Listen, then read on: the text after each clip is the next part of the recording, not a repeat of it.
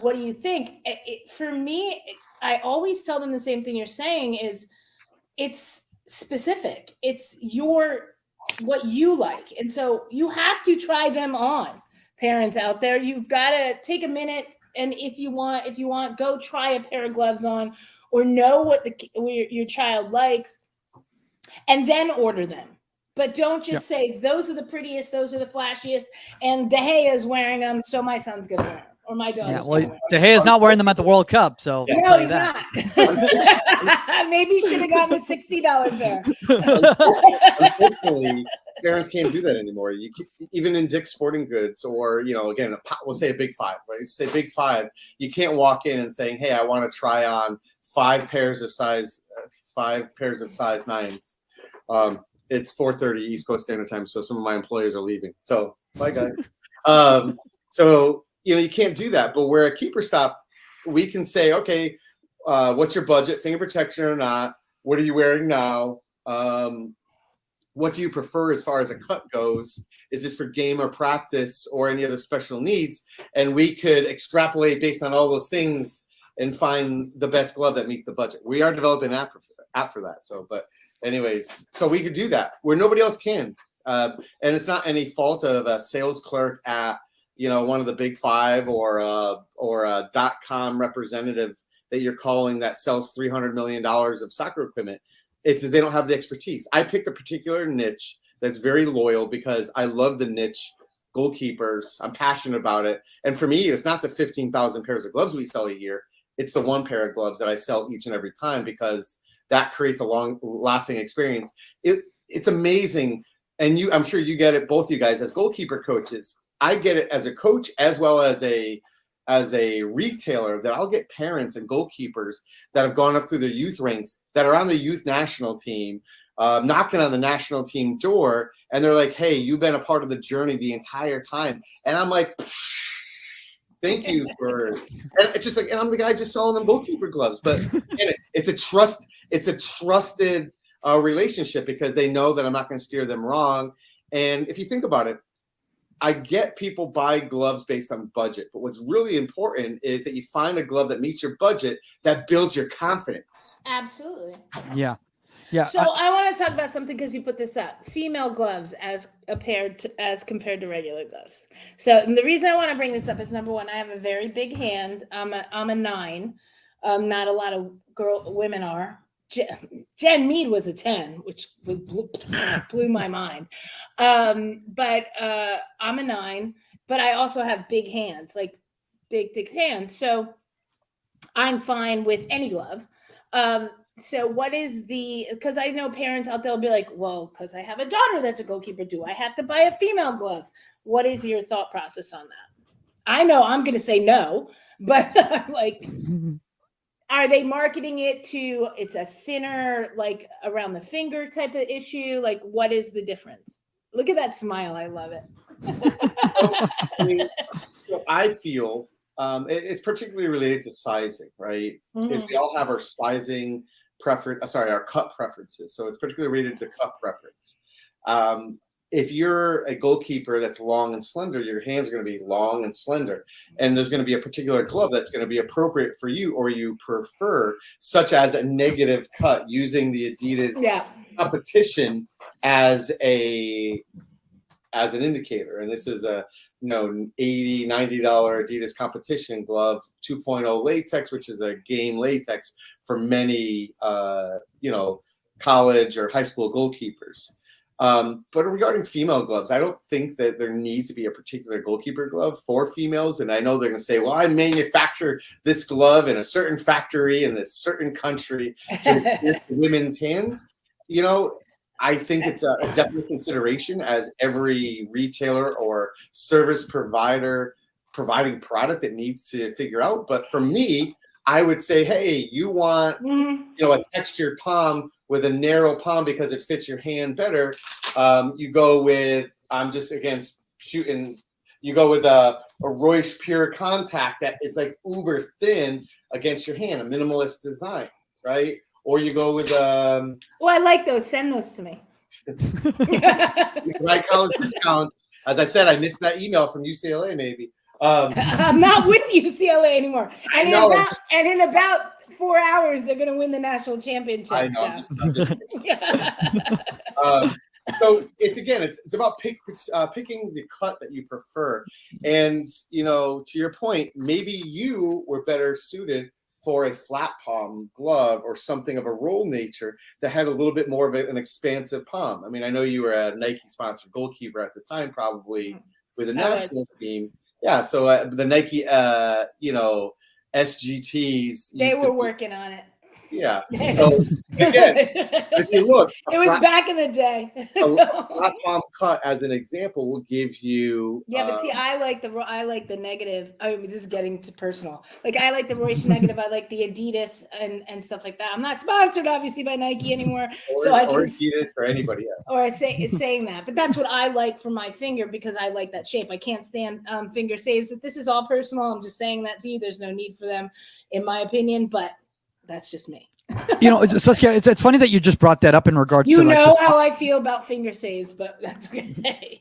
The sponsorship and everything like that, because obviously when you were playing with the national team and I'm playing in WUSA and everything like that, a lot of the glove companies that did sponsor different athletes, including yourself with Nike, would ask you players, or they would give you prototypes and get feedback, and you saw the evolution of the goalkeeper glove to where it is today. So I'm just curious, what was some of the feedback that you would give to these people? It was fit. I think back then, I was Nike for a long time. Then I actually was Sandico for a bit and Umbro. But I think that you went through a transition back then when everything was fit for men. And so I'm not saying about the female glove, but I'm saying about the width and the length and stuff of things. And we're talking about uniforms as well. So if you go back and you look back to old U.S. national team, congratulations to 91ers. They just had their 30th anniversary. But if you look at the Adidas uniforms that they were wearing, they're all like really bulky. They're men's uniforms, right? And so back then our feedback was always like, what are the drawbacks from this? And so for me, my biggest thing with gloves was that I have really, really thin wrists. So I have big hands, right? I'm a 9, they're thick, they're long fingers, everything, but I have really thin wrists, like knees, ankles, everything. And so I used to have to wear a big, the big tennis sweatbands, the extra long ones, the big thick ones. I used to wear those first, and then I put my glove on and strap my glove on because nothing would hold it. Like, it would be too loose here. And so nowadays you see the changes in gloves. So you see the changes where you have, it's like a scuba glove almost and stuff like that. Ethan, what's up, dude? Hello, how's it going? Yeah, I can hear you. Good, man. Good. We're just waiting for Saskia here. So before the show, we always have just an old episode playing so that people aren't just staring at me. Gotcha. Yeah. Makes sense. Nice. Whereabouts are you right now? I'm at my parents' house. Oh, nice. Okay. Yeah, so. That's in the UK? It is, yeah, in Cobham. Okay. So just about 5 minutes from the Chelsea training ground. Oh, wow. All right. Well, we're going to have to talk a little bit about this NorCal roots thing because you took a little unorthodox path over to the UK. Very much so, yeah. Very far from the ordinary, I think, and a lot of happy coincidences. So. Yeah, dude. No, it's funny. So now, I mean, the live stream is going, but like we haven't started the show or anything. Are you've gone to US camps before also, right? You did 19s? 17s. Oh, you didn't do the 19s? I didn't do 19s, no. Okay, gotcha. Okay, so you just did the 17s. Yeah. So, did you ever go to England camp? I haven't, no. Okay. Yeah. Okay. All American still. Gotcha. Except for the accent. Yeah, I'm getting that more and more. Every American I talk to keeps saying I'm more English, and every Englishman I keep speaking to says I'm more American. So it's kind of got this hilarious, like mid-Atlantic thing, I think. But yeah. Dude, I think it's one of those things. It's like wherever you are, whoever you're speaking to. Exactly. Yeah. So if you're speaking to Americans, like they're probably going to pick up the little subtleties in the English accent, and British people are going to pick up the subtleties in the American accent. So I think so. I think so. And I think a lot of it comes down to word choice as well. I think there's probably a lot of things that, because I mean, I've been living over here for 5 years now, so I think there's a lot of stuff that people kind of pick up of just the words I'll pick to use or stuff like that. Yeah. All right. She just texted one. Just give her 1 minute right now. No problem. Are you guys in training right now? Yeah. Okay. How far is Woking from your parents' house? About 15 minutes. It's a really easy commute in the morning. Yeah, it's nothing too far. And then I've got my own flat as well. It's just the setup here is a bit better to do the pod. So I gotcha. Yeah, it's only about half an hour for me in the mornings. Nice, dude. That's you're very, very lucky because I live in LA and nothing is 15 minutes away. I mean, technically it is, but not with the traffic and everything, dude. Yeah, I'm sure. Most of my experience in California has been San Francisco, not LA, so can't really speak to the south side of everything. But yeah, you were in the South Bay, right? San Jose area? Yeah, San Jose. So my grandparents live north. Yeah, so I was born in San Jose, spent most of my life in North Carolina. Oh, really? Yeah. So roots in California, and then kind of grew up and came of age over in NC. Who'd you play club for out there? Now in CFC, but when I was there, they were the Railhawks. So like Nathan Thackeray, he's been on the podcast. Of course, yeah. With you guys. Yeah, he used to be my coach. So. Oh, no way. Yeah. So right before, world, seriously, I know. Honestly, the more time I'm spending in the league, kind of realize in the footballing world, I'm kind of realizing everybody knows everybody. So, dude, that's amazing. All right, let me just check and see where Suska's at. If I should just get it going. Sounds good. All right, cool. Should I just start? All good either way. And if she texts, just start. We'll just start, and we'll just let her hop in when she joins. Like a plan. All right, cool. All right, what did I just do, dude? I just did something weird. Oh, there we go. Okay, brand. Fantastic. I've only been using this for over 2 years, and I'm still having issues. All right, let's see what she says here. She has not texted back. All right. Guys, if you're joining us, this is Ethan Wady from Chelsea FC, currently on loan at Woking FC. We're going to start in a couple minutes right now. Put your questions in the comment section. We're talking about maximizing your loan or when you go guest appearance as a youth player. It should be a very fun topic. Got lots of breakdowns of some videos of Ethan. It's going to be a good time. So sit tight. We're just about to start. Okay, cool. All right, let's just get... Oh, no, hold on. Oh. She's here, actually. There she is. Yay! Oh my gosh! I just keep doing different backgrounds. There you go. I love this though. It's very it's very organic garden going on here. You got a lot going on. You got the pool. I love it. Very nice. The palm trees. It is what it is. All right. Jealous. Very jealous. We got snow over here right now, so. Oh my God! All right, here we go. It feels like it could snow here.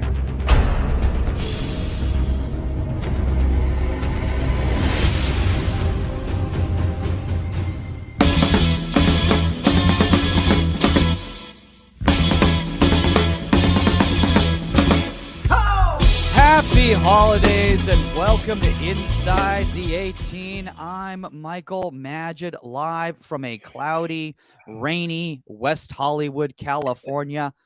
With me from her enchanted garden, the one and only 99 World Cup winner. Also in California, which also makes it seem like you're not telling the truth because it doesn't look like it's raining behind me.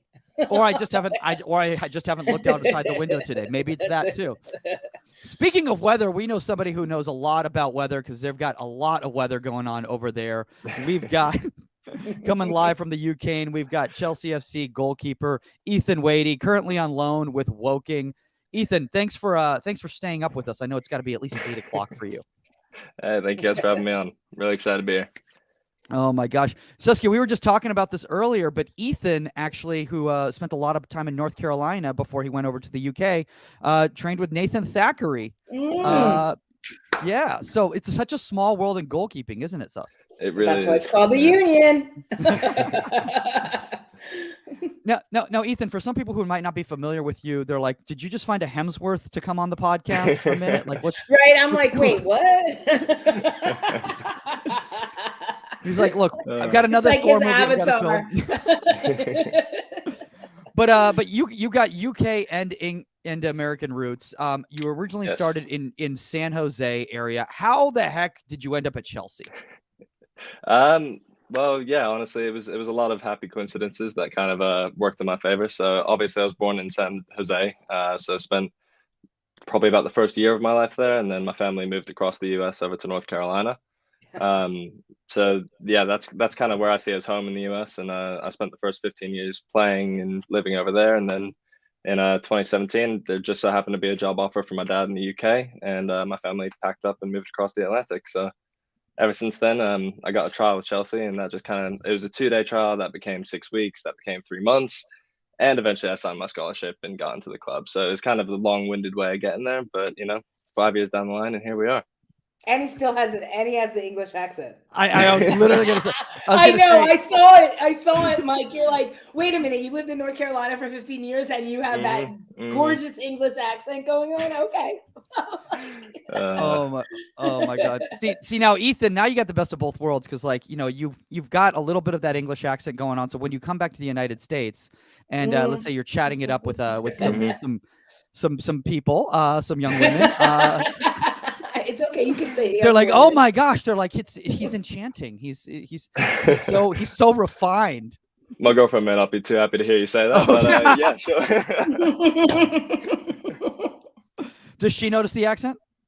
No, not at all. Again, it's kind of the English? halfway in between. So, yeah, she is. So it's kind of the halfway between. The English people all notice the American side, and the Americans all notice the English side. So. Oh my God. Now, Ethan. But kind of before we get into today's topic, which is maximizing your loan or spending time as a guest player on a youth club. Obviously, you're part of what they call the Chelsea Loan Army. There's a lot of players that are signed by Chelsea, and a lot of people don't understand that. There's Mendy, Kepa. There's a few goalkeepers there already. Just a couple. So it might take a few years to make it onto the first team there. So what is kind of that process when Chelsea signs you as a pro, and how do they explain to you how it's going to work as a goalkeeper? So yeah, obviously I came into Chelsea when I was 15. So I spent my time going through the academy side of everything, not just being signed in as a already professional goalkeeper. So for me, it was always a case of they were looking to kind of develop and progress me as a goalkeeper. And obviously, yeah, hopefully the idea is to one day eventually break into the first team and go down that path. But the best way the way that Chelsea recognized to get there for a lot of goalkeepers is to go through kind of the loan programs and look through a bunch of that stuff. So yeah, so it's kind of just looking to build experience, build a depth of knowledge, and obviously, goalkeeping is such a knowledge-based position and such an experience-based position that it's very difficult to build that up when only one goalkeeper can play in every game. So, like you say, there's Kepa, there's Mendy, and then there's also Marcus Bettinelli, who's helping out in the first team as kind of a third choice. So, with that path kind of blocked, then that's when the best time is for me to come in to do loans and to experience other clubs and see what else is out there to kind of build my own experience. Go ahead, Seth. No, yeah, because Mike, we talked about this so much. Like if you're not in that starting one too, like you're not playing. And I spent 10 years on the US national team and been rostered for over 100 games, but how many did I play?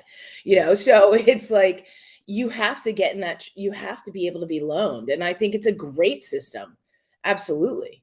Because you want your goalkeepers getting games, even if it's not for you. You're not like cornering the market on keepers and saying you're only playing with us if you're not playing at all. You're like, no, this person has to be ready to go. And so it's a great process. Yeah. And Ethan, feel free to step in anytime. You don't have to wait for us to ask you a question or anything like that. But I was going to say to you is that, how does this work with a club like Chelsea? Obviously every club's different. Does it I'm almost picturing like a catalog. They're like, here's some clubs.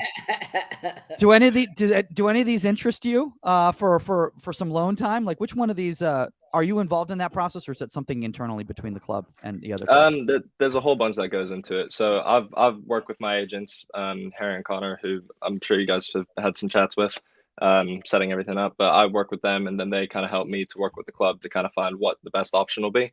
So it considers a whole bunch of things, from style of play of the different teams to locations and practicality and everything of that side, and also just if I'm going to play and get the game time and what I'm going to be able to get out of the loan. So it varies time to time, but it always just comes down to a lot of kind of conversations of what we want to get out of everything. Yeah. I was going to say, one of the things, Saskia, in regards to that, I think a lot of young players, and when we're just talking about the guesting thing before we go into the topic, like they'll just go play with whatever club because they need a goalkeeper. They'll need a goalkeeper. And then sometimes they're like, oh, yeah, I went to Dallas Cup or ECNL showcase with this team or whatever. And, I hated it. And it was the worst and blah, blah, blah. And there's like, well, why'd you go? It's like, oh, because they needed a goalkeeper. It's like, well, yeah, you have to see what fits for you, because how are you showing if you're on a loan to a team that the style's all wrong, yeah, you're not clicking and you don't see it, then you're just doing yourself a disservice. Look, it's not that you have to go play for the best team, because then you're not doing anything anyway, but you want some experience, but you also don't want it to be a negative for yourself. Yeah, for sure. I mean, some of my best loans as well have been the times that I've been a side that's battling against relegation, or I mean, last season I went out to Hendon and I was facing 8, 9, 10 shots a game, and when I'm looking to develop, that's what you want. You don't really want to be the goalkeeper who's sat there with nothing to do all game. You want to be involved. You want to be taking shots. You want to be taking crosses. You want to be actually kind of implementing the things that you're learning and training instead of just standing around. I will tell you this, and I'll tell you, not many people know this. I'll say this on air. When I was going out of my sophomore year at Rutgers, I was looking to transfer to North Carolina, and had a long conversation with Anson and everything. I was given the permission at that time to speak with him. I love Rutgers. I'm glad I stayed, everything like that. Don't everybody get mad. But there was just a thing for me that I didn't feel like the people surrounding me were pushing to another level. Like the UNC, obviously Mia, and it was going to go and train and be with Mia and Lil and all those guys and Rita and stuff. And Anson said to me, he goes, Saskia, you can come in here and I can't give you what Rutgers is giving you. He's like, you're seeing 10 shots, saves a game. He goes, you're going to see 10 saves a season. And, and your focus is to go pro overseas and to be on the national team and everything like that. And that experience I can't give you here. You could come, but that experience you're not going to get. And he was right. Yeah, for sure.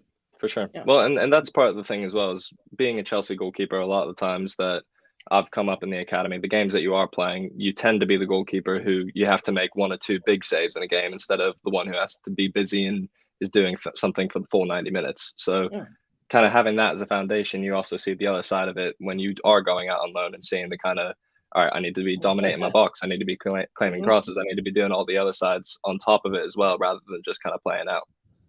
Yeah, and then the worst thing is not seeing anything and having 1 goal scored against you. So you go and you have no saves and a goal against, and you're like, absolutely, yeah. Oh man! Now I know, Mike. You see 30 shots every week. Oh well, my back is so jacked right now. I'm having nerve issues and stuff. I think I might have to take a break for a few minutes. I haven't been able to play the last 3 games because it's the weirdest thing. I went to the doctor this past week and they're like, yeah, that sounds like you need to see a neurologist, because I was talking about nerve damage and stuff like that. They're like, there's nothing we can do for you. I'm like, well. Then they're like, we can do an x-ray and see if there's a bone issue. So they did an x-ray. They're like, yeah, there's nothing wrong. I'm like, well, I'm still feeling these shocks when I move, and step and I turn. I just sounded like a crazy person today. No, I saw the national team. We had a chiropractor come in, and I came in. She didn't know what position I played, and she's like, wow, you're really out of line and messed up. I was like, I'm a goalkeeper. I'm a goalkeeper. Yeah. So I'm not kidding you. I literally was stepping and I feel this shock of tingling around my body. And I'm like, oh my God, do I have multiple sclerosis or something? I'm freaking out. I'm freaking out. I don't know what it is. I'm a total hypochondriac, Ethan, but the thing is for a second, when yesterday I got a text, hey, can you come down and play today? I was like, well, I'm only feeling shocks on one side of my body. The left hand still works. The left hand still works. Yeah, I mean, my head's kind of straightening out a little bit. Mike, take a break. By the way, By the way, Ethan, there's a dude in the chat right now who's just going crazy. Jonathan Winter, do you know him? Yes, I do. He's one of my buddies back in the US. Okay. So he put, if my sources are solid, I heard all of his skill came from Lydia in Wake Forest. That's referring to one of the people back that I grew up with. So when I was growing up, we had a cul-de-sac that was really close to us. So we would go over there and just be playing 24/7. So I think that's just a little reference to us playing all those pickup games. Nice. I like that. Oh my God, I love that. And now, Alex Salient is asking, who taught you everything you know about goalkeeping? Everything, apparently. Everything. It's it's a tough one. There's no one source for these types of things. I mean, it's an accumulation of many years of being in training. So obviously, I started out with a couple of the goalkeeping coaches at NCFC. Matt Brown was the guy who I kind of came up with, and then obviously later on I had Nick Platter and then Nathan Thackeray right before I came over to the UK. And so it's really just been an accumulation of them, and then all the coaches I've been exposed to over here as well. Did by training with Nathan, did that kind of, and I know every goalkeeper coach is different, but did that prepare you for going over to the UK and maybe a different type of culture than you were used to? Absolutely. I honestly, like, looking back at everything, I don't know if the transition that I did make at the time would have been possible without the kind of preparation I did with Nathan. And I haven't had a chance to speak to him, so I do wish, hopefully, he's listening and can hear it. But I do want to say thank you to him, because a lot of the sessions and a lot of the mentality things that he kind of instilled into me when I was with him, it made the transition to the UK 1,000 times easier than it was. I mean, it was difficult regardless, but I think his preparation definitely helped me out. It's funny that you said that, Saskia, because we've had these conversations. I didn't say it. Well, not about Nathan Thackeray and Ethan, but I'm saying we've had these conversations before about, like, when a player is going to go, let's say, try out with a different club, whether it's a youth player or go to a different college or whatever, that they need to understand that they're going into a different environment and, like, what to expect. Because if they don't know what to expect, they're never going to be prepared. No, of course. And you have to do your research and your due diligence. You just don't want to go in blind. You have to, whether it's you're in college and you're transferring from one college to the other, or you're going from club to club, it's not like, not everything's the same. Not every team's the same. Not every philosophy is the same. Not their expectations out of their goalkeeper is the same. And you need to do your research. Your agents need to know. And that's what we were talking about before, is you need to find the right fit that's going to help your, growth and not hurt it, as well as, as the teams. Yeah. Ethan, I have a question for you in regards to all this, like, because Saskia brought up about going to North Carolina, and you brought up, about the, relegation not many people battle. know that. I'm like, well, now they do. I know Casey Murphy's never going to speak to me again. That's okay. But, like, you brought up, the whole relegation battle and everything like that. And I think, this is a big problem with the youth game here in the United States, Ethan. And often you're a little bit, kind of you're removed from that. But a lot of young kids, let's just say a lot of their parents want them to play at the best team, the number one ranked team in their state. When in reality, that might not be best for their development.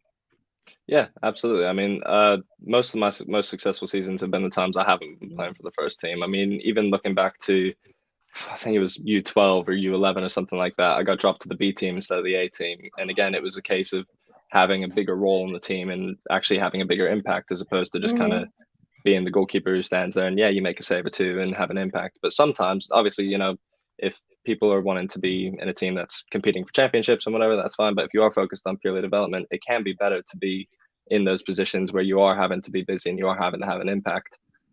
Yeah, I mean, parents ask me all the time with their kids, whether it's ECNL, whether this and that and the other, recruiting wise and everything. And I'm like, look, number one, like goalkeeper, like any sort of ID camp for a goalkeeper is great, because we don't get to see you play that much. And I'm glad you're making a transfer from, whatever it's Blues to Surf or whatever. Mm-hmm. And they're like the top team in the country. But how is that benefiting you? Like, I'm not telling you to be on the worst team, But I'm telling you, to be on a team that's going to, what's the goal here? Is the goal to grow yourself as a player so you have a future? So you play in college, or you play in the NWSL, or you play over in Europe, or whatever? Or is your goal to win championships that nobody cares about? Sorry, everybody, but nobody cares about if you won the ECNL. I don't even know who won the ECNL championship. I don't even care. I don't. I'm like, I know in the moment everybody cares and parents care, but in the big picture, like, what's the point? Sorry, it's true. No, and I mean, I think part of that is spot on. With it kind of comes down to you as an individual with what you see yourself doing and what you want to be ending up achieving. I mean, for myself, I've got really high aspirations that 7-10 years down the line, I hope that I'm achieving certain things. And so now's the time when I'm kind of looking at all that and I'm going, all right, what are the steps that I need to take right now that will help me to get there? For me, I think right now it's getting loans and doing experience and trying my best to play as many games and accumulate as much knowledge for this position as I can. But some people may not want that. Some people may just want to be on the most successful team in college, and fair enough to them if they want to do that. But if somebody does have those longer term aspirations, then you do have to sit down and think about what's the best move for me right now to help me to achieve those goals down the line. And look, the argument somebody can come back with me right now is say, but you wanted to go from Rutgers to North Carolina. North Carolina was #1 in the country. And I get that. But at that point in my career, it was about training for me. It was like, who's going to bring the best out of me in training when every day in practice, I'm going up against Mia Hamm, Christine Lilly, like Rita Tower, Danielle Egan, and so on and so forth. Like, who's going to bring the best out of me? Because I was already on the US team. So it's like, I need that. And I'm not getting it here at that time. So that's the argument. And if anybody wants to slam me on that, but at the end of the day, Anson was right, because the game experience was bigger than practice. And I didn't know that I was a kid. Yeah. Well, and I think that's part of the bit that I've been able to enjoy being a goalkeeper at a big parent club who's been able to go out to other clubs to get the game experiences. I get the kind of best of both worlds of, like, last season, I'd be able to train with either players in the first team or with the players in the 23s who are very, very good goalkeepers and who know the position very well. And so the standard of training sessions is always very high, and there's always, good levels and people are pushing each other. But on the flip side of that, I also got to make sure I was getting consistent game time in and out every week. So it's kind of, you get the balance of both, which is a very lucky position to be in. Absolutely. Ethan, I got a question for you. So when you go on loan to any club, like, what is kind of the first things, like the first day that you get there, that you should try to focus on as a young player? Well, I'm young and I'm still trying to learn. So, I mean, first couple of days is all just about trying to integrate into the side. So if you are meeting people, you're trying to learn names, you're trying to get everybody down, learn positions. Obviously there's a new club, so there's going to be new styles of play, new tactical decisions. And so you kind of have to just immerse yourself into that and pick up on the culture and everything that the club is trying to strive for. Once you kind of have that out the way, then you can start to focus on the longer goals of, all right, what do I want to be trying to get out of this? And that changes over time as well. Sometimes loans don't go exactly as you plan them to. Sometimes you don't play as much as you want. And so you have to kind of look for alternative things that you can take out of that loan and take with you as lessons. I love what you just said right there, because Saskia, I can't tell you how many times, and we'll going back to the college game, a player has transferred to another school because they assumed, or let's just say maybe Absolutely. Yeah. And it doesn't work out that way. No. And, there's a goalkeeper that transferred to another Pac-12 team. I won't say her name. I think under the thought process of coming from UCLA and going to this other team, that boom, I wasn't starting there. Maybe I teetered between 2 and 3, but I'm going to start here, and didn't. And, it's not cut in stone. It's not that simple. But It's not. I find that also the things that those types of opportunities get is they teach you the other sides of the game that you don't consider. Like, being a goalkeeper is a very lonely position in football. You're only one of us is playing, and every time you make a mistake, it's on you, and there's always eyes on you. So when we go through that, it's a very mentally tough position. And I find that sometimes those challenges, like when you expect to be playing and you're not, those kind of teach you how to work out the mental side of it. Okay, how can I become the number one after being the number 2? How can I overcome that mental challenge that I'm facing and kind of get to where I want to be? So it may not be playtime, but it's something that can kind of teach you another lesson. Yeah. And for young kids coming up, you see, and I keep referring to the college game more, that I think when you go into pro, you have a certain amount of understanding and expectation. You know, you're coming in and Courtois is a starting goalkeeper or something like that, and you know you're not. You know, you might be sitting like for a couple years. But I think we have a lot of young kids that go in from being the best on their club team for so long and one of the best teams in the country, and they come into college and they say, well, what do you mean I have to sit? Why am I not the starter? First of all, you're a freshman. There's a lot to learn. It's first time away from home, first time of this, first time of that. You have studies, and you got a lot to learn. The speed of the game, the way that the systems are played, everything like that. And I think a lot of kids, that's a learning curve, and some can do it, some have hiccups, and some can't. Like some fall to the wayside. They can't deal with it. Yeah. You know, I got a question for you, Ethan, because, you know, one of the things that happens when you go out on loan, and I think a lot of people, you know, might not be familiar with this, is that a lot of times, you know, you're a young player going into an environment where there are 35-year-old men who literally they pay their rent and have their families. They pay their mortgage. They pay their mortgage. Yeah, sorry. They have children. Sorry. Yeah. Sorry. I'm still in Peter Pan land. I'm still paying rent. But now, you know, you're 19, 20 years old and you're coming into there, and like a lot of them have to understand the fact that, like, dude, that person right there, like, this is what they do. They play for this team, and they're not just going to give that job easily to you just because Chelsea wants you to get better. No, of course not. And that's part of the, especially as a young goalkeeper, that's part of the challenge that we face, is when you have a goalkeeper who's very experienced and they have that kind of background, then you as a young one, it's very challenging to overcome that. Yeah, no, absolutely. And I think that there's a change in mentality as well. So when you're in college or when you're in an academy system like they have over here, a lot of the times the focus can be on development, or the focus can be on improving yourself. The second you step into the men's game, that switches. And all of a sudden the goal is now, who's going to win me 3 points at the weekend? Who's going to put food on my table for my kids, and who's going to be able to provide me with the things that I need to get? So that mentality switch is massive, because all of a sudden your goals of, okay, well, I'm trying to get better at this and I'm trying to get better at this, it doesn't really come to the forefront. And it's not really what's most important. You have to start thinking about the team and making sacrifices. All right, what can I do to add value to this squad? Right, because first of all, your manager can get fired. Like things have changed. Like, you're not a manager hired to develop players. So whether they're winning or losing, they're looking at as an institution, they're looking at the bigger picture. You know, are you getting B's and C's on your test? Well, can you get this kid to get an A? You know, it's not you're not getting fired because they're getting B's and C's, but can you teach them? As opposed to, hey, by the way, you lost 3 games in a row, you're out. And so, you know, and like you said, that's food off somebody's table, and now they're renting and not paying their mortgage. So it's like, it changes. Then that mentality has to change in the player as well. And I get that there's a transition with that.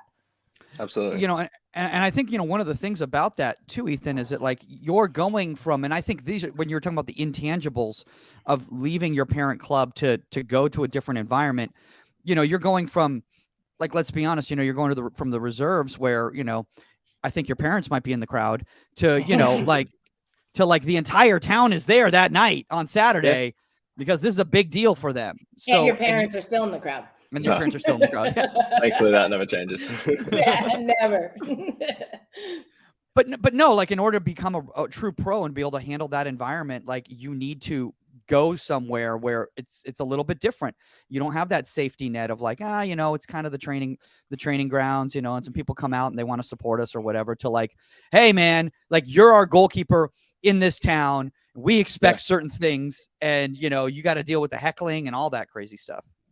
Yeah, well, I mean, that's kind of the whole point of doing the loans, is you get to kind of stepstone your way into it. If someone had to come straight from the academy system and go straight into, you know, 50,000 fans surrounding a stadium and that pressure, then it's a lot easier to be able to accumulate the knowledge and the understanding of, all right, well, you know, I've done it at 3,000 fans, and now I've done it at 5,000 fans, and now I've done it at 10,000 fans, and kind of step your way up into it. That's why experience is so important in our position. Is it's not just the physical pressures of the game, it's the understanding of all the mental and psychological pressures of the game as well. I mean, you look at like I was obviously watching the England game and everything, but you look at like a Marcus Rashford that's coming off the bench and coming in.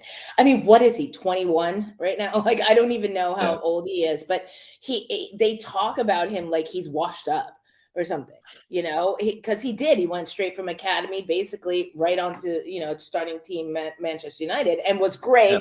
Came in like a shotgun, this young 17-year-old and scoring goals and stuff, and now they're like, oh, Rashford. And I'm like, dude's 21 years old. Like, lay off him. Yeah. And maybe he should have taken the penalty kick. And everybody can yell at me, but oh my God, what were you doing? Why? Make him take 2 penalty kicks. So stupid.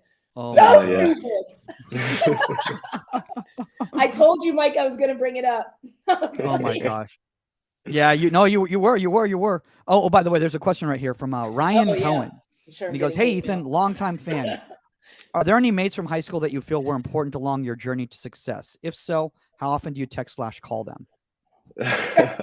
So Ryan's actually a long-term buddy of mine. I was like, that's the weirdest comment. That was the weirdest question. Yeah. I was like, that's kind of creepy. I expected him to like walk up behind me right now. Like, yeah, no, right. So Ryan and I were he was one of my best mates in high school. So yeah, he's looking for a bit of credit there, I think. Oh my gosh. That is absolutely hilarious. I have this question for you, Ethan, because obviously, you come from an environment, like a top club like Chelsea in the training environment. And then you go to these loans to different types of clubs that might have a different style of play or whatever. Is it difficult to be listening to the feedback from the coaches at the loan club, and then you're also training with your parent club? Like, how do you handle that if there's just a little bit of a miscommunication? Yeah, there are times where the two philosophies and the two ideas compete. And so, like, there was times, particularly last season, where Chelsea had a particular style and this idea of a Chelsea goalkeeper and how they want their goalkeepers to be playing. And that just sometimes competes directly with what the gaffer is telling you to do on a Saturday. So, Chelsea's a big playing outside. So a lot of the times you're playing out and there's different pictures that you have to see with that. A lot of the lower league teams in England are not playing out teams. And so it is very root on it and it's very direct. So the pictures you see and are used to are something that the players around you may not be familiar with. So you have to appreciate the fact that there is that other side to the game that Chelsea may be teaching you. But at the same time, you have to do what is necessary on the day. So sometimes that is being more route one. Sometimes that is being more direct. And at the end of the day, it's kind of looking out for yourself and saying, all right, listen, I'm following my instructions. I'm doing what the gaffer does. I'm playing my role in the team. And it's just building that depth of knowledge as to the different roles that you can kind of fulfill. I have a question. Like, obviously going on loan is, how long you're going for, like, whatever. But have you had any experiences where you're like, I got to get out of here? Like, this is no, I'm serious. Like, this is destroying me. Like, I can't. I've never had it's destroying me experience, thankfully, yet. I'm always a glass half full guy, so I like to think that there's something in it. So whether it's even if things aren't going bad, then there's something that I can probably be pulling out of this until I can get something else going for me. So at moments like that, I kind of just think about what are the other lessons that I can be learning. Like, are there experienced players who can teach me stuff about how things work off the pitch, how to behave in the changing rooms, how to be a personality for the other boys and support them. So I'm always trying to think of what other ways and what other things can I be learning, just because I think it's a better way to spend the time. Because you sign a deal and that will last through however long it lasts. So I just make the most of it, right? Yeah. Good answer. Oh, here's a great question from a Harry Hayden in and he goes, how did you balance coming into the academy system in the UK so late relatively in your career? It was a challenge. Yeah, obviously it was a challenge. I mean, I was coming into for people in the US who are not familiar, coming into the academy system in the UK at 15 is considered very late. At that point, the next big decision is a scholarship, which most players sign at 16. So when I first came to Chelsea, I was pretty openly told, like, look, this is how things work. It's not likely you're going to sign it. So I had to kind of reconcile that with what I wanted to be doing and the way that I kind of want to impact people. So it is a challenge, but I thought that, we're here, no matter how long it lasts, let's just make the most of it. And so through all that, I just kind of took the experiences I got and kept my head down and kept working at it. And thankfully, a couple of things fell in place for me to be able to do what I needed to do and to be where I am now. But yeah, it is a challenge to reconcile, playing in America where it's a pay to play system and there's no promotion relegation, and a lot of it comes from hobby or pastime to this very clear set pathway into a professional game that is currently in place in the UK. But I think it's just a matter of kind of hard work, getting your head down and seeing what can happen. Yeah. Sorry, I totally lost focus because I just realized I have a giant pimple on my nose right now. So I was like, really, Mike, maybe I should. Really. Sorry, very professional. Very professional of me. We all saw it. That's why I was, makeup, but I should have done cover up right there. Not all of us have the boyish good looks of Ethan, so I'm just looking for Mew Mew in the background. Like, where's the hammer? Like, well, I want to know what all the handprints are on the pictures, and I was saving that to the end. Wait, but it's got the me handprints, like like that. All the handprints. Those are actually my handprints. So this is my dad's office that I'm currently filming in. So those are my dad's memorabilia of me growing up, essentially. And you put handprints on his Exactly, yeah. That's that's Father's Day's gifts. No, it's cool. Oh my gosh! And you got a spot of tea in that cup right there. I love you it. know who Mew Mew is, right? Mjolnir. Sorry? Mjolnir. No, I thought it was Thor. Mew Mew. The hammer. That's the Mjolnir. hammer. Yeah, Mjolnir. No, Mew Mew. It's called Mjolnir. I don't know what the hell the name of it is. It's Mjolnir. No, yeah. I'm gonna look it up right now. Okay, you're talking to somebody who listens to nerd podcasts all week long. Okay, well, I tried. Experience. I mean, my sister asked me for my birthday cake, like what superheroes are my favorite superheroes, and I started giving her some names. Okay, you win. I've never heard of these ones. There's before. no reason to geek out. I have a lot of time on my hands, especially with my back issues right now. All right, Ethan, quick question for you before we kind of move into some of these clips right here. What are some of the mistakes you've seen young players make when they head into a lone environment? Well, the big two that I've seen some players struggle with is just not understanding what happens when you move into a professional environment. So, simple things like timekeeping or being to the right time on stuff. Sometimes there's players who can struggle with that. Hopefully, once there's that level of professionalism established, then I think a lot of it, the biggest issue that a lot of young players kind of refuse to acknowledge is going into it without an open mind. So I think there's times where there's young players who come from, say, a big club like your Chelsea's, your Man City's, wherever, and they're going down to the lower leagues kind of thinking, you know what, I'm coming from this club, I know everything, and they kind of think that they have everything already in front of them. I think there's a lot of value in being willing to kind of come back for a second, be a bit more humble and a bit more modest and say, all right, well, I'm coming from this big club, but this guy's played 400 league games. What can I learn off of him? And so sometimes it's not necessarily a mistake. It's just a missed opportunity to not really immerse yourself in the knowledge that you might be surrounded with. I love what you just said right there. And obviously, I'm not going to throw any people under the bus. There's obviously been in the United States, there's been a couple papers written in the last couple days about certain players. And I think it's really important for young players to hear in regards to the. Did I miss something? Oh yeah, you did. It's someone directly connected to you. So. Oh God, no! Tell me. I don't care. It's our podcast. Okay, fine. Okay, so fine. So so some sources came out about why Gio wasn't playing at the World Cup. Why? Because I still don't understand. Apparently there were some. From what I've heard, is apparently there were some maturity issues that. With Gio? Yeah, that's what I heard. Yeah, I can leave it at that. I'll take it with a grain of salt. I have to read that because I know his parents. So I'm like, really? But yeah. Well, Ethan's going to stay no comment right there because he wants to stay in the national. Yeah, I don't know. I mean, honestly, I don't know. But there's always going to be something coming out. I will say this though, Ethan. Obviously you have spent time in the U.S. national team system.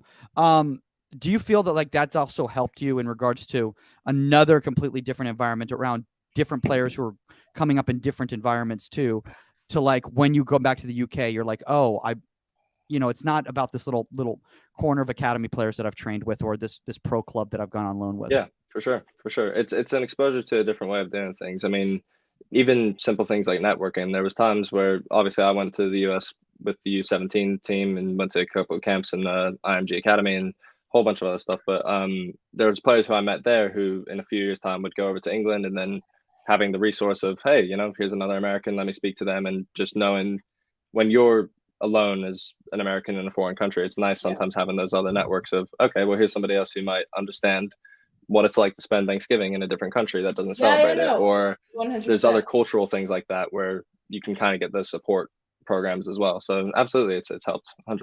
And as far as having a different training program, then it's crazy that you get to see these other people who've had completely different experiences and completely different paths end up in the same position as you are. Yeah. And it's cool to kind of show that, no one's path is the same. Everyone's path is different. And it's nice to know that there's different ways to get to the same end goal. I love you saying that, because I think a lot of young players, Saskia, need to hear that because so many of them are focused on there's this path. I have to go to step A, step B, step C, step D in order to reach my goal. And a lot of times, as you know, there'll be a step A, step B. You might go back to step A. Oh, yeah. Then you'll get to step D. Yeah, but I think, I love what you're saying about the resources. Like for me, even when I went to play in Japan, Brandy had already played there. And she wasn't there at the time. And so I used Brandy Chastain as like a serious resource. Like this is this isn't England, this is Japan. Like this is like totally different language, different, like crazy different culture. Like I can have like, fish and chips and stuff and beer at the pub. I'm fine. But, it's a totally different thing. But to have that resource and other Americans there at the same time, Tiffany was there, Shannon McMillan, and to use that and to understand, because it's not just the culture, it's also understanding the business side of it as well. It's how to navigate, how to understand setting up your contracts and how the English work or how the Japanese work and everything. It's important to have that network and to utilize it. Absolutely. Yeah. All right, let's do this. We're gonna Saskia's favorite time of the podcast, breakdowns. So we're gonna start. We're going back to the academy days for Ethan over here. This is Chelsea versus Arsenal. The number 10 kind of turns. There's a little bit of chase coming from your defender right there. He heads towards the 18, and then he hits a laser to the back post. Look at that steer right over there by Ethan. So let's kind of play it back here. Ethan, what are your thoughts first off when a player is turning and heading inside like this? Well, so there's a couple different things they have to consider when a player's in this position. Obviously, so in this situation, you can look at the back line. You see that at the time we were playing a 3-back system. So the things you have to be aware of, obviously, there's the direct threat of the shot from the player with the ball. We also have to be considerate of any other runs or anything that might be happening. So here I'm about the 6, so that if he tries to slide a ball in behind, then I can come out and deal with that and manage that space as well.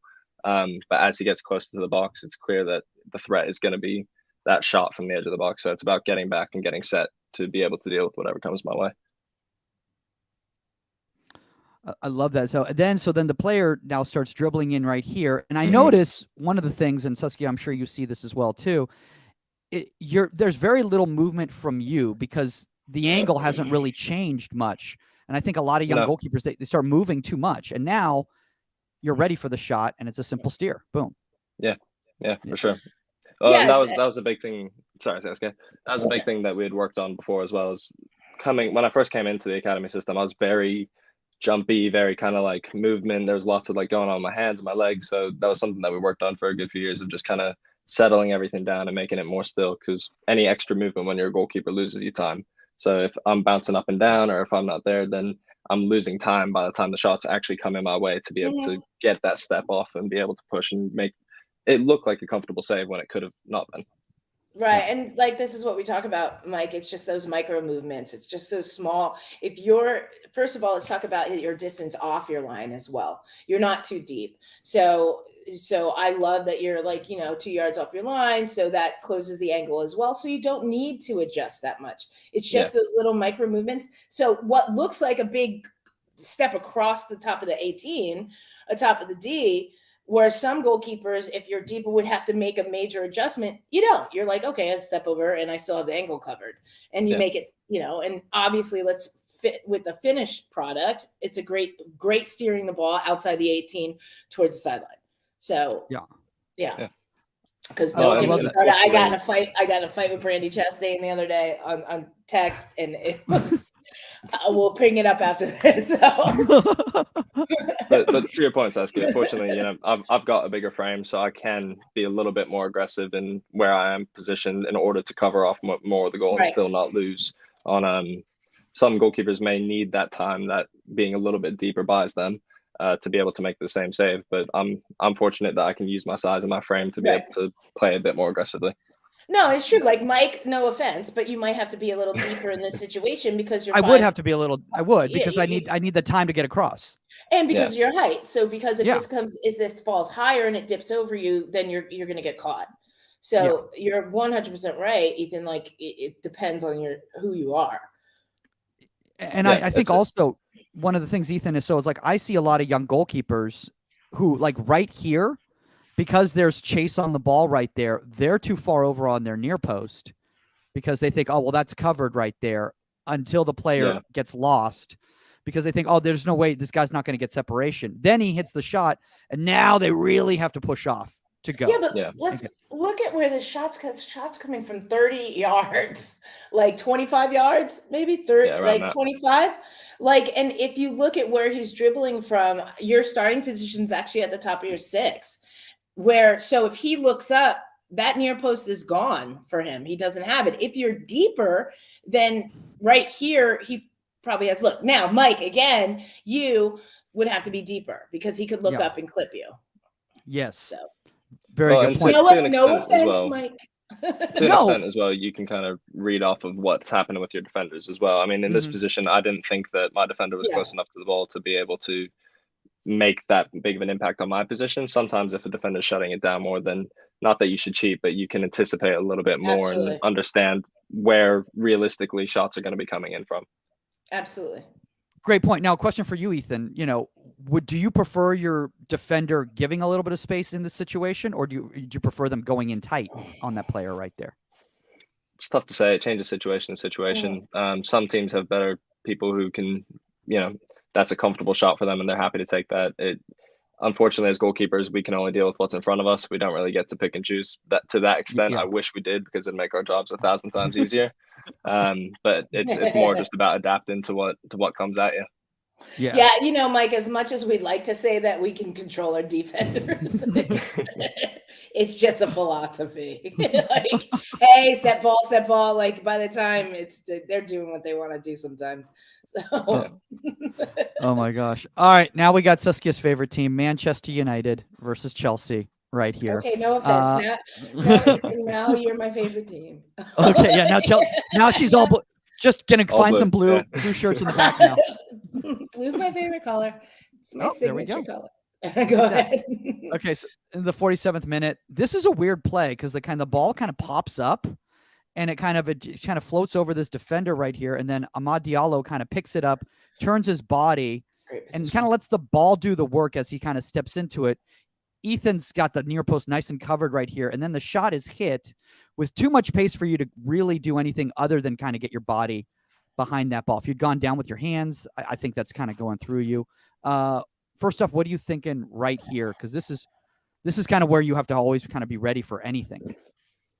Yeah, I mean, obviously, hopefully, in 9 times out of 10, the defender clears in that situation, and then the whole picture changes. But with this, it's a mistake, so we have to kind of adjust off of that. Once he's kind of in and it's clear that he's got an opportunity on goal, it's about trying to make sure I'm in the right position to be able to pull off a save.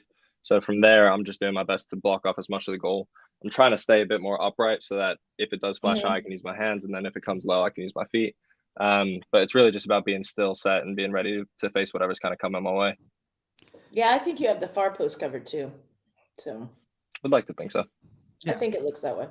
Well, with that long frame, and he's got a defender on the outside as well too, who can cover any ball that's slipped. See, if a ball slipped right there, he can just clear that ball. So But I like what you said about staying a little higher, because we see a lot of times that ball getting roofed, you know, and beating the goalkeeper by pace in the upper near post, and by staying higher, you shut that option down. Well, it's about distances, isn't it? I mean, from here, he's probably about 8 yards out, so I back myself enough to say, you know, I can stay upright and I'm quick enough to react. If he's 2-3 yards, then maybe I need to be lower just to be able to Yes. react to that. But in this situation, I think it's a bit, it allows me to have more options to make a save than if I were lower. Yeah.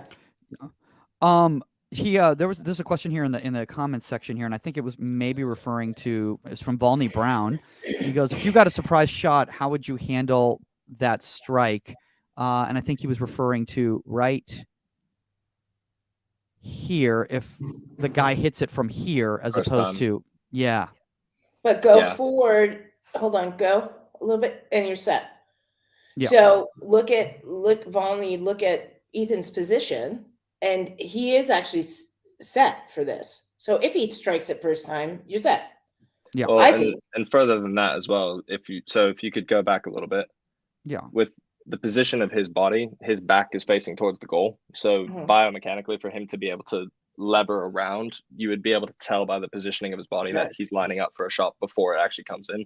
So from here, the chances of him likely getting a shot for that are really slim. So it mentally allows me a little bit more time to be able to get into my set position. Yeah, I love what you just said right there, because now I'm looking here. If he tries to hit this, it's going to take some contortioning on his part. It'd have to be a miraculous strike to, I think, beat me in right. Yeah. Which fair enough if he hits that. Yeah, and because once he's turned, you're there, and that his picture changes basically. So the second, because he's looking at the ball, the second he turns, he's looked at his picture, and it's different because you're right there. Yeah, he's got it covered. Boom, I love it. Fantastic. And then I think he's not thrilled with the situation right there. We always love to see that from players. All right, let's move on to this one right here.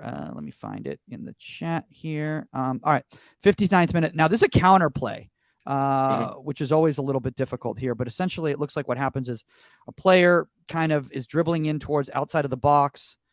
And is that Reese Nelson? Was he playing with the? He was playing that night. He was. Okay. This was, I want to say, a year or two ago, but he was playing with them that night. Okay. And he slips a ball across towards inside the box towards Nikolai Mueller. It's a quick reaction save. Boom, right there. I want to slow it down here for everyone to kind of see. First off, this is an interesting angle. So, Ethan, kind of what are you thinking on this counter first, right here?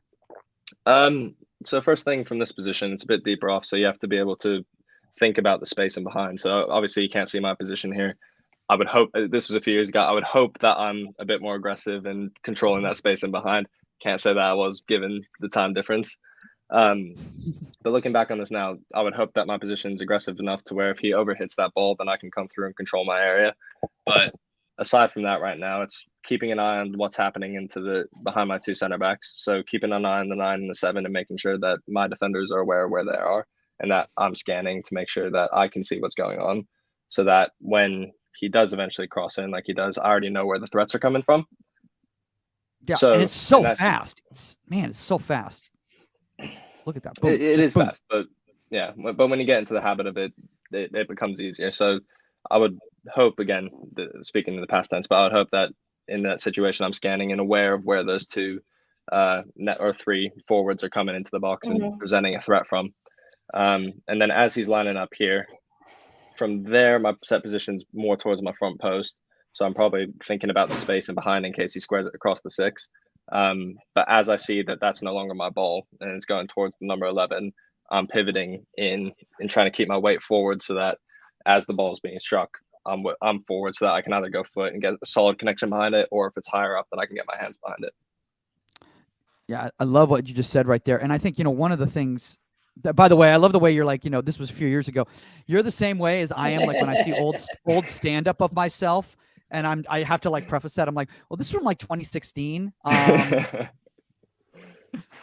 So disregard the timing on that bit right there. I don't even do that bit anymore. I've grown from there. I still think this is a quality save, and for a young man at the time, this is a brilliant save.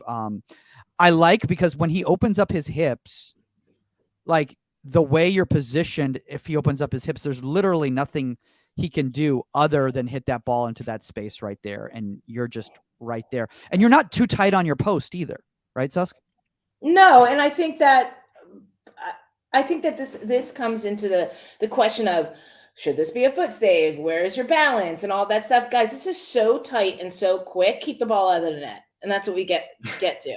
Like, that's what your feet, like, keep the ball out of the net. And it's a great save. It's a great reaction save. But I like what you said about the fact that you knew where the other players were. You were expecting this ahead of time. It's not a surprise to you.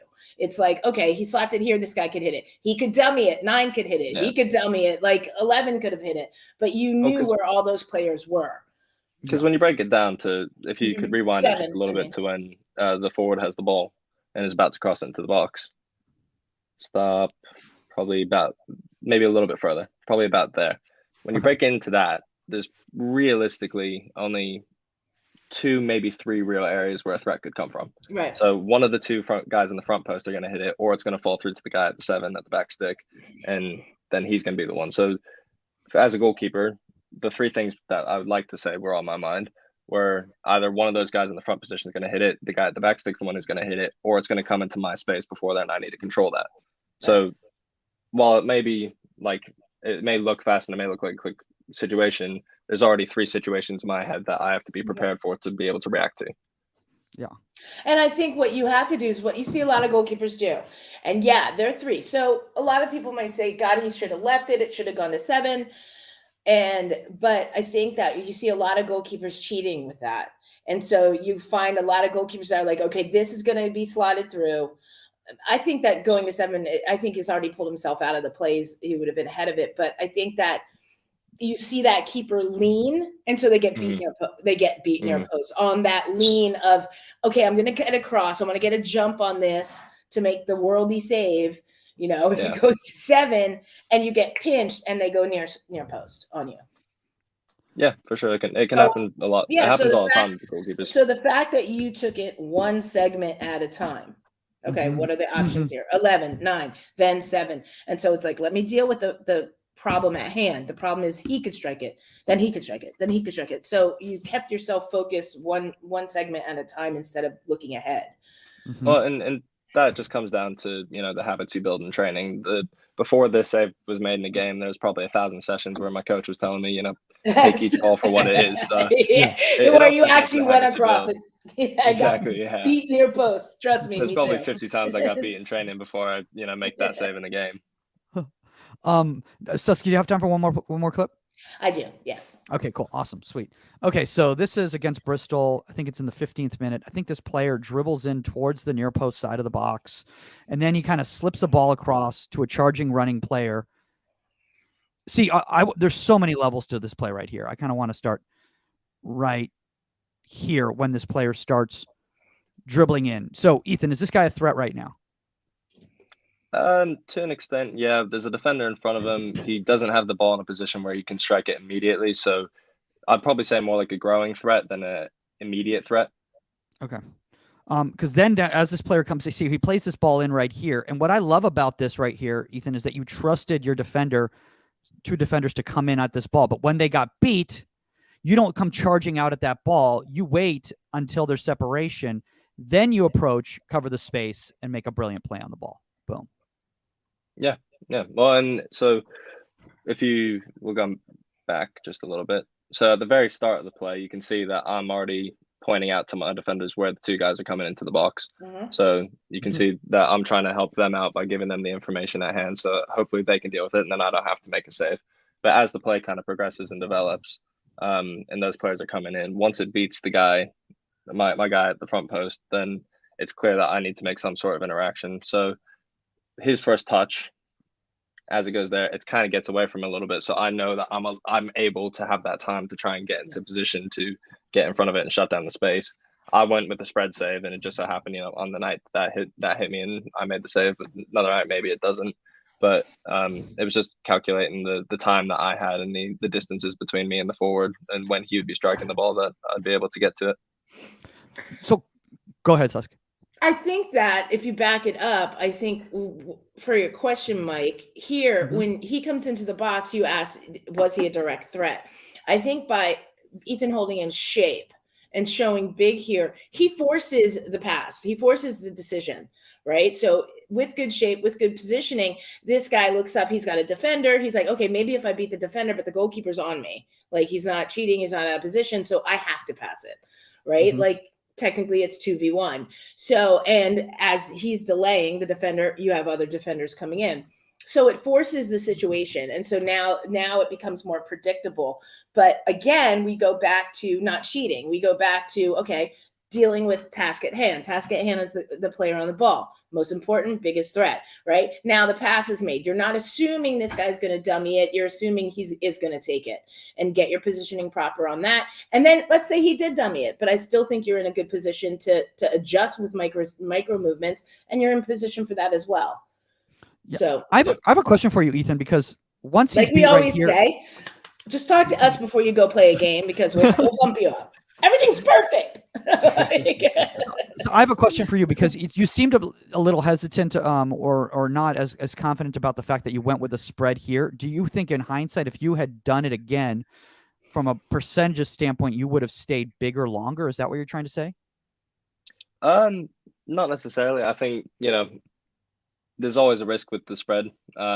It's kind of a calculated risk of you're going big and you're trying to cover as much space. Sometimes it falls your way and it hits you and you stays out and you make a wonder save. Sometimes it doesn't. Another night there could be a different finish, a different surface, whatever. And me doing the right things, I would say that I did the right things in this play, but sometimes as a goalkeeper you can do all the right things and still get beat. It's just kind of part of the position. Yeah, and you're looking at it like the touch gets away from him, but it doesn't get away from him that much. And you're looking at a split second with a 2-yard decision. Like it's not like some long touch from the top of the 18 that you're like, well, do I come out hands first? This is an instant reaction. So I think it was handled well. Yeah, I wouldn't have gone with a different decision. Don't do the K save on your line. I would have said that. Oh man! And end of the day, it stays out, so who cares, right? What did I always say? Keep the That's ball what you out say. of the net. Keep the ball out of the net. I don't care. I want to, just before we kind of wrap up this right here, I want to really bring this up, because so many young goalkeepers, the second this player here, they're charging at that guy, and then they just expose their near post. But you wait until you see what type of movement he's going to take, and then you shift across and come in, as opposed to coming straight. You just drop, step, and cover. Well, had he charged him, had he just come, then that missed touch by the player would have gone by you on the right. Yeah. Like you could have ran past it, and then it's an easy tuck in. So kind of taking that hiccup, allows you to make the save. You have to take each ball for what it is. So with this situation, by the time the ball's coming through there, I don't really care about the player, because with the player without the ball, he can't score. So in this situation, the only thing that matters is the ball. And so I'm looking to what line can I get that's going to allow me to cover the most space of the goal by the time he reaches the ball to make the strike. Yeah, I love it, man. This is a big time save in my opinion. That was awesome. Thank you. Yeah, of course, man. No, I mean some good actions right there. Almost as if Y Scout called them best actions. Oh my gosh. Let's see here. Well, Ethan, we don't want to take up too much of your time, because I know it's getting late over there. It's probably after 9 o'clock, and at your grizzled age of 20 years old, I know you need your sleep. You need your sleep. Yep. Early bedtimes. Before we go, Ethan, first off, if anybody wants to connect with you directly, where's the best place for them to connect with you? Best place to be on my social media. So all my social media is Ethan Wady, all lowercase, no spaces. On Twitter and Instagram are the main ones that I'm on. And best thing would just be connect to me through there. Nice. And if you want to reach out to Saskia Weber or myself, you can do that at contact@insidethe18media.com or at Goalkeeper Podcast on the Union app, guys. On the Union app, if you have a guest suggestion or topic suggestion. Again, we get a lot of DMs on the Instagram, and it's very difficult sometimes. So the Union app, we will get those directly. We get a notification. It's the best place to do it. And if you're not on there yet, check out the free Union soccer community on all platforms. We interact. It's engaging. You share your own content. It's the best of all worlds, and you'll get Saskia giving you a thumbs up. Oh, all right. Well, Suskin has nothing to No, add to no, that. I don't. I just glanced down at the Gio Reyna comment. So I was like, uh-oh. Oh, I just like, do you That'll want be to? fun for you to view after the podcast. no, I need Yeah. to read it. I'm like, Okay. So I'm taking the fifth on this one. I haven't read it, so can't comment. Well, no, I know, and look, I don't know him, and I know you've got some relationship, so I'm not going to. No, I don't further know on. either. I mean, like, I'll call Danielle and be like, "What's up?" But it's fine. Like, I don't know. Like, he's a man. He's an adult. Yeah. Whatever happened. You know. So yeah, it is what it is. It's like kicking Ethan, a dead horse. You guys lost. It's over. Figure it Uh, out. we actually have one to question. Figure it out. One question just came through right before we wrap up, so we'll just put this on here, and it goes from Andre Adamovich, and he goes, just joined you guys for the first time. What do you think about actions of the defending midfielder there? Do you reckon it's his player that made a touch in the box and created his chance? And I think he's just referring to that last clip that we just had on there. So I'll put that back up right here and go very back to this situation right here. So now, which midfielder is he referring to? I think he was referring to the defense. He said the defensive midfielder, so I'm not sure which one he's referring to. Yeah. Okay. Andre, I don't know. So what's his question? He says, "Do you reckon?" I love it. Reckon. Do you reckon it's his player that made a touch in the box and created this chance? Well, I think that your defensive center mid is out of position. I think he's a little deep and needs to be forward more. There's too much space in between the two defenders that are approaching the ball. So I don't think that's his player that comes in here. I think you have defenders to mark. I just think he's out of position. I think he needs to be forward a little more to eat that space up. And I think he gets beaten into that. I'm pointing at the TV like you can see it. Yeah. I think he gets beat into that space because he's out of position. There's too much space between him and the defenders, his other two defenders. Yeah. Got it. All right. Well, cool. Well, Andre, hope that answered that question for you. All right, round 2 of leaving the show. If you want to reach out to us, contact media.com or at Goalkeeper Podcast on all social media platforms. Ethan, we're really excited about it, man. And I know your future is very, very bright, and we really hope to see you back in a U.S. camp. Absolutely. Keep that American accent for a little bit longer. I'll do my best. I'll do my best. Yeah. Thank you guys very much for having me on. Oh, you're absolutely, awesome. guys. Good luck, Ethan. That's all the time on Inside the 18, and we are out. Later, guys. Take